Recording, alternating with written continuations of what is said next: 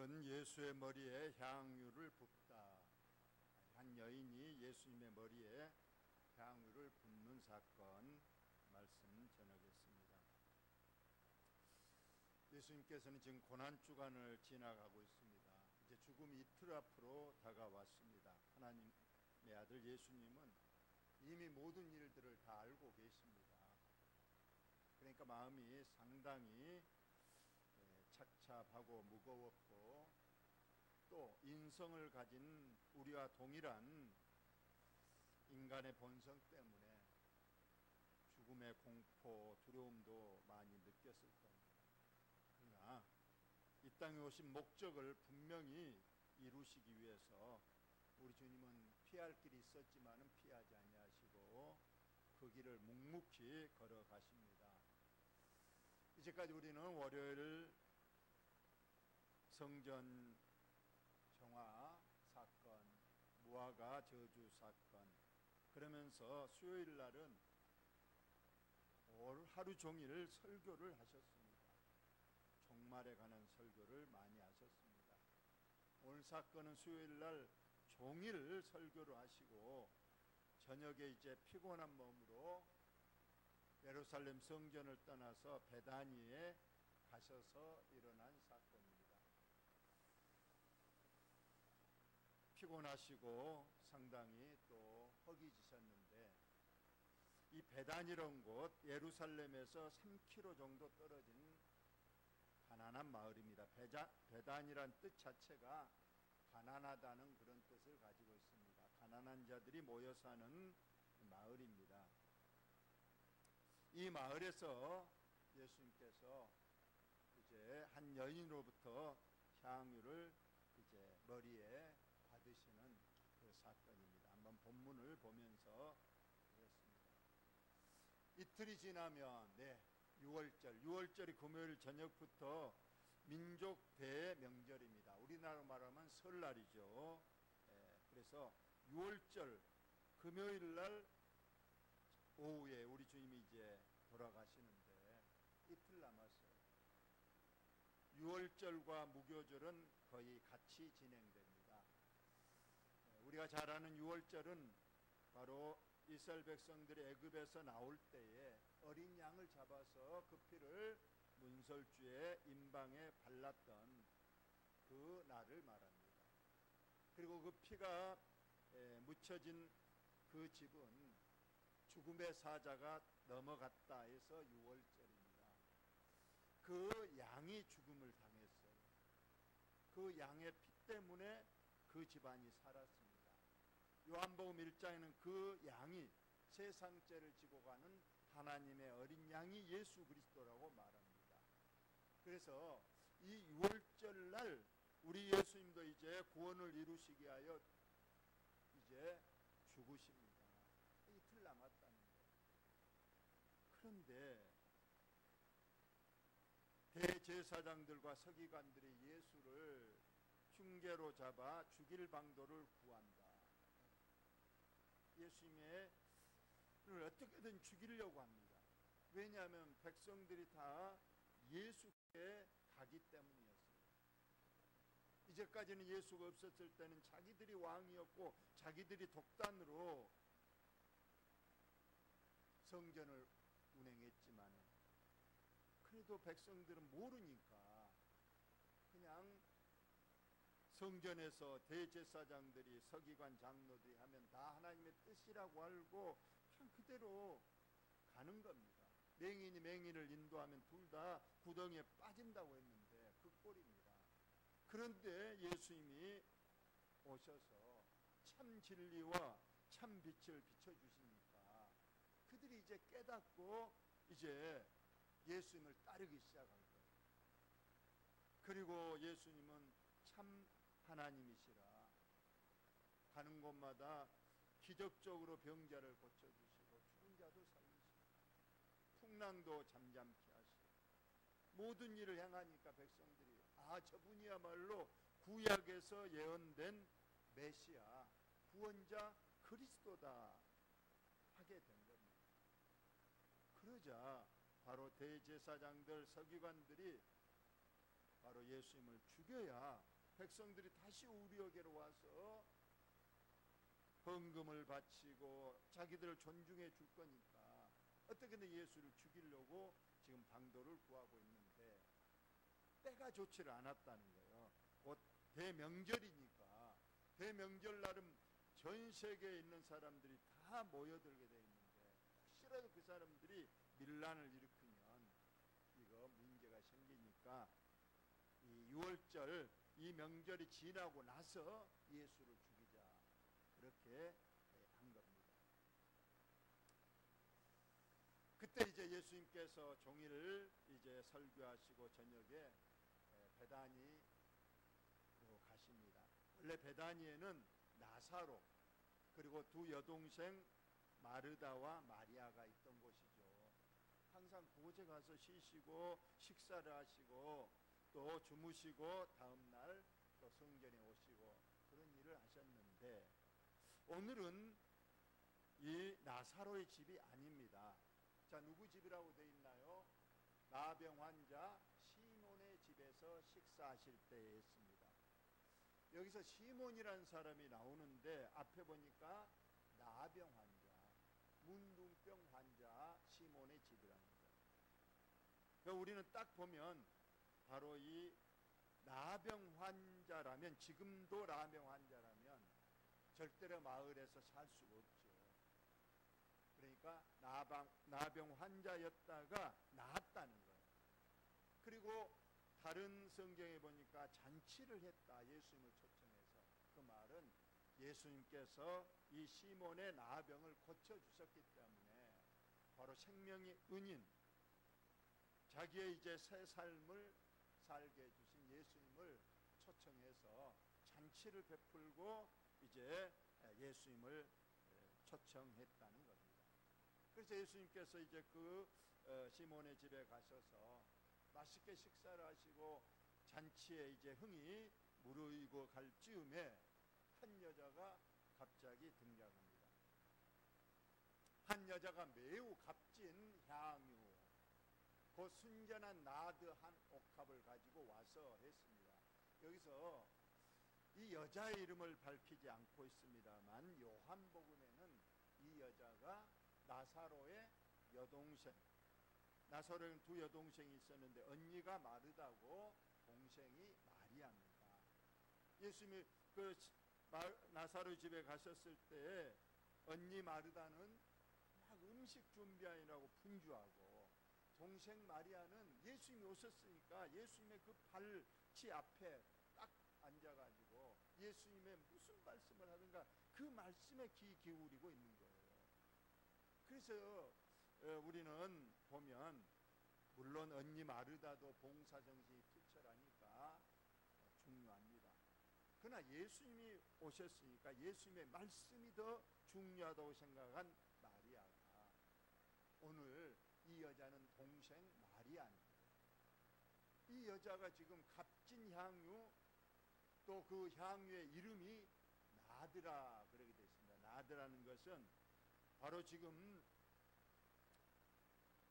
뭐 테러가 일어나고 있는 네팔 그 히말리아 그 산에서만 나는 그 고산지대에서 나는 그 식물에서 조금씩 나오는 그 향유가 있습니다. 너무 값비싼 향유입니다. 너무 적게 나기 때문에. 그래서 이 향유를 이제 모아놓은 옥합, 옥으로 된 그릇이라는 뜻이죠.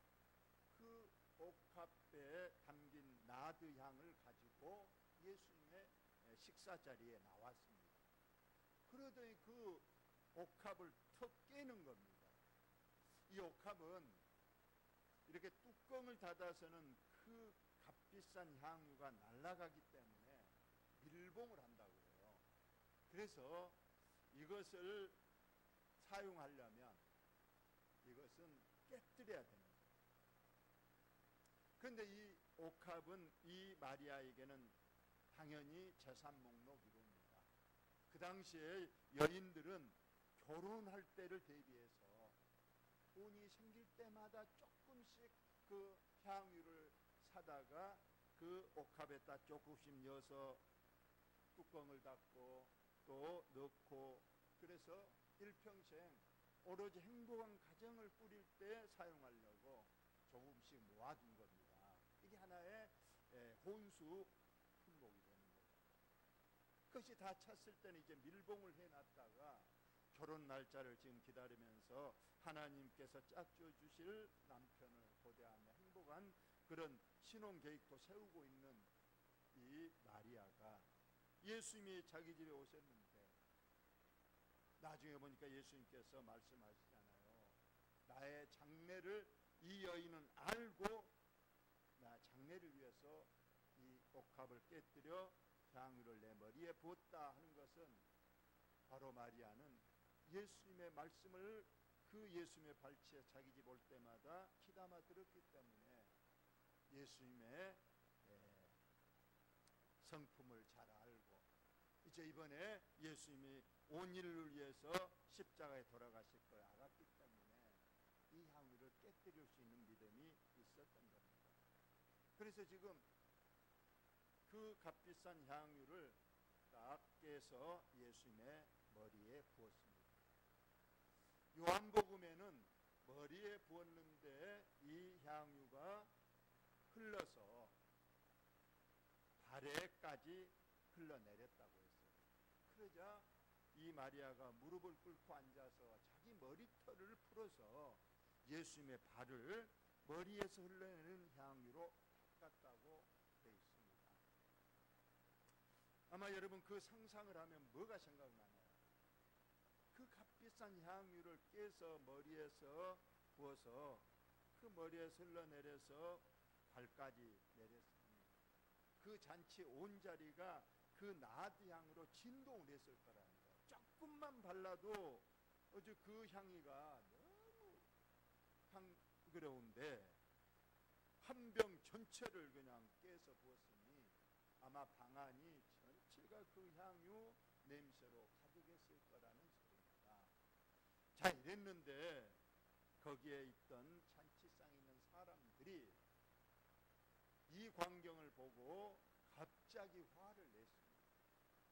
서로 말하되 어찌하여 이 값비싼 향유를 허비 낭비해 버리는가? 왜 깨서 그냥 조금만 바르든지, 여기 잔치에서는 그 향유가 필요 없을 것인데 왜 지금 그 값비싼 향유를 깨서 다 그냥 부어버리냐? 이건 낭비다, 허비다 하고 그 여자에게 아주 책망을 하면서 꾸중을 하면서 화를 냈다는 겁니다. 근데 이 향유가 얼마짜리냐? 다 같이 한번 읽어봅시다. 시작. 이 향유를 300데나리온에 팔아 가난한 자들에게 줄 수 있었겠도다 하며 그 여자를 책망하는지라. 그 나드 양 한 옥합이면 300데나리온 이상의 충분히 값을 받을 수 있는 귀한 거다. 이 300데나리온, 한 사람의 일꾼이 하루 열심히 아침부터 저녁까지 일하고 받는 품삯이 한 데나리온입니다. 지금으로 말하면 10만 원이다. 하루 일당. 그러면 3천만 원이 되는 거예요. 3천만 원 이상의 값어치가 되는 이 향유를 순식간에 그냥 깨뜨려서, 이건 다시 주워 담을 수도 없습니다. 그냥 예수님의 머리에 부어서 발까지 이렇게 흐르게 하셨다. 그러니까 사람들이 그 3천만 원을 왜 그렇게 순식간에 없애버리냐? 그 무슨 우리 의미가 있느냐? 그 허비다, 낭비다. 차라리 그 3천만 원을 팔아서 가난한 사람들에게 양식을 주고 의복을 주고 그들의 필요한 걸 줬다면 그 사람들이 당신을 참 성자라 하고 당신의 인격을 높여드릴 좋은 일인데 그런 일에 안 쓰고 왜 깨서 잔치상에서 그냥 낭비하느냐, 이렇게 말했습니다. 누가 이렇게 화를 냈느냐? 요한복음 12장에는 화를 낸 사람 이름도 기록하고 있습니다. 제자 중 하나로서 예수를 잡아줄 가룟 유다가 말하되 이 향유를 어찌하여 300데나리온에 팔아 가난한 자들에게 주지 아니하였느냐 하니 했어요. 가룟 유다가 예수님의 그래도 회개를 맡은 가룟 유다 이 향유를 300다나란 3천만 원 팔아서 가난한 사람에게 주었더라면 더 유익하고 더 아름다운 선행이 될 것인데 이 잔치에 쏟아부어 벗으니 이게 어찌된 일이냐 했습니다. 이게 가룟 유다가 그렇게 말하는 것은 가난한 사람들을 생각해서 가난한 사람을 도와줄 마음이 있어서 그런 게 아니란 뜻이에요. 다 같이 읽어봅시다. 이렇게 말하면 가난한 자들을 생각함이 아니요 그는 도둑이라 돈깨를 맞고 거기 넣는 것을 훔쳐갑니다라. 예수님의 제자들을 이 12명이잖아요. 예수님 앞에서 13명. 그 외에도 많은 사람이 예수님을 따르면서 예수님이 가는 곳마다 이제 설교하고 배고프면 그래도 음식도 사 먹어야 되고 또 필요한 물건도 사야 되고 그래서 회개가 있었던 거예요. 예수님께서는 그 회개 담당자로 가룟 유다를 책정했습니다. 왜냐하면 다른 사람은 전혀 이 문맹자잖아요. 가난한 어부들, 학교 근처도 안 가본 어부들이었기 때문에 학식이 없는 거예요. 학식이 없으면 회개를 잘 못하니까 가룟 유다는 그 당시 가룟옷은 도시였습니다.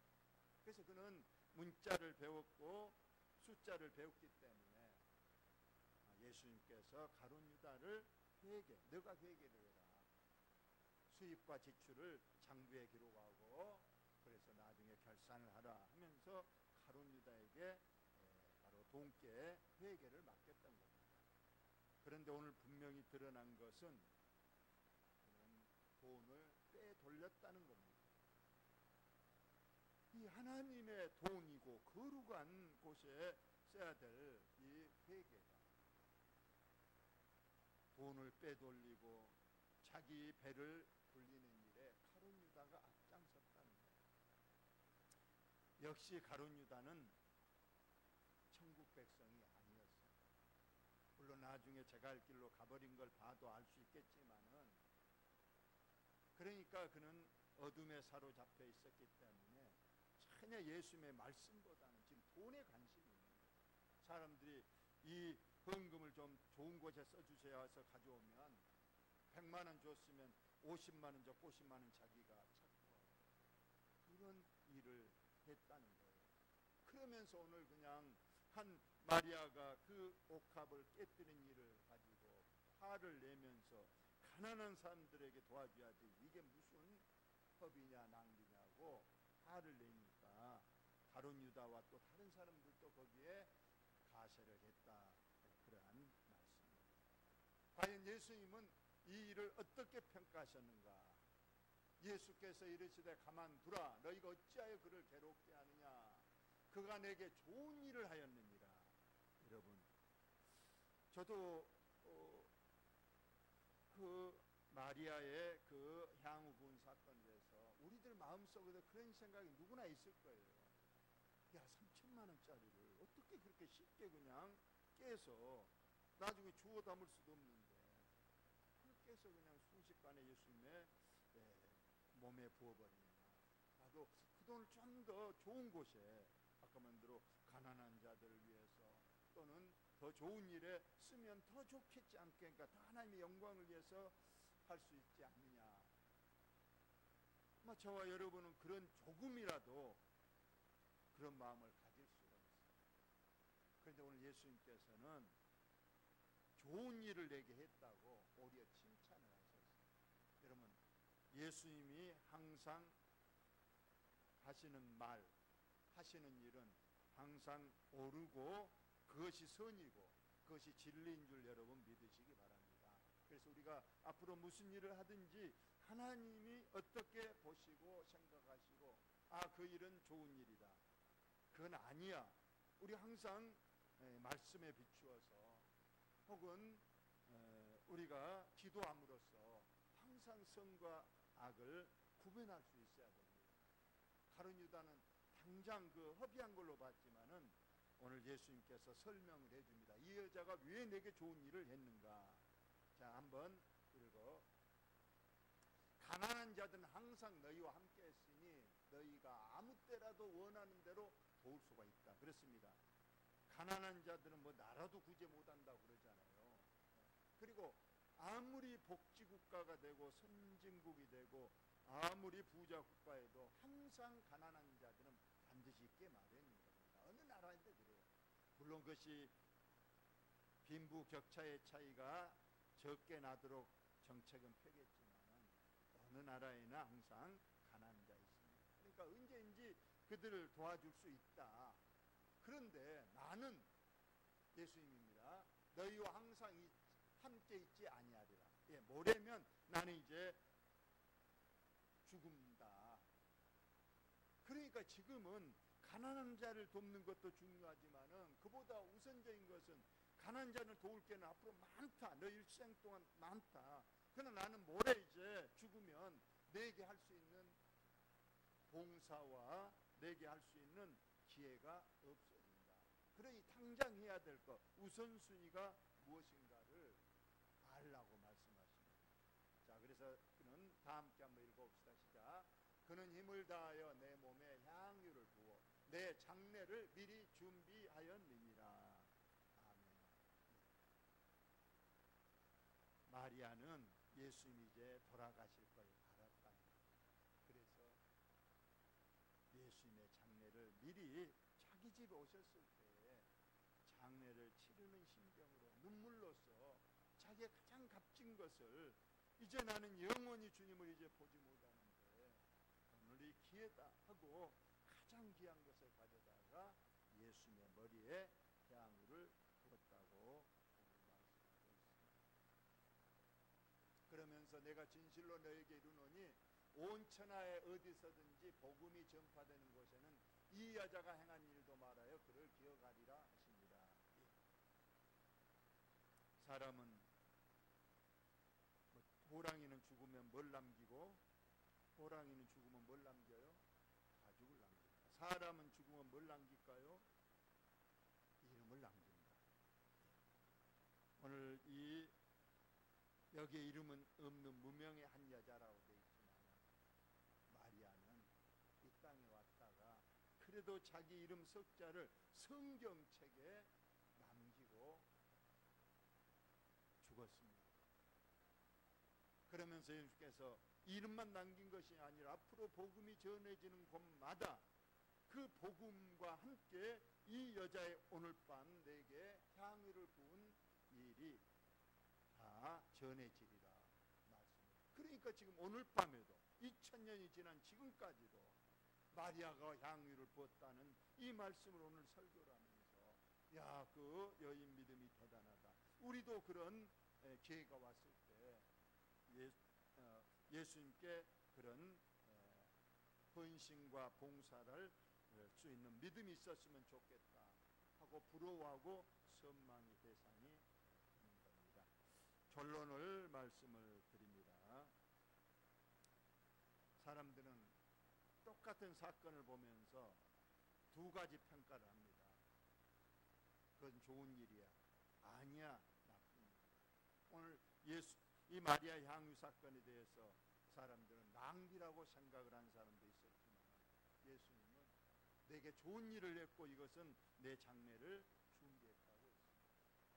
그래서 항상 예수님이 기뻐하실 일을 선택하시고 그리고 기회가 왔을 때 내게 있는 가장 좋은 것, 가장 값진 것으로 하나님 앞에 봉사와 헌신, 드림이 있기를 예수님의 이름으로 축원을 드립니다. 그래서 저와 여러분이 예수님께 오늘 칭찬을 받고 또 내가 주님 나라 갔을 때 우리 하나님 앞에 무엇을 드리겠습니까? 이 땅에서 그래도 믿음 생활 한 것을 물론 하나님이 다 아시고 너 믿음 생활 잘하다 온 것 안다 하면서 내 눈에서 눈물도 씻겨주시고 그동안의 행적을 말하면서 칭찬도 해주시고 그리고 그러한 믿음의 행적에 따라서 상도 주시고 부활의 정도도 더 좋은 부활로 주시는 그런 일에 우리가 잘 분별하고 믿음 점검해서 남은 여생 더 믿음으로 하나님이 기뻐하시는 일에 또 하늘의 상을 쌓는 일에 더 전진하시고 더 성장하시기를 예수님의 이름으로 축원합니다. 하나님 우리 아버지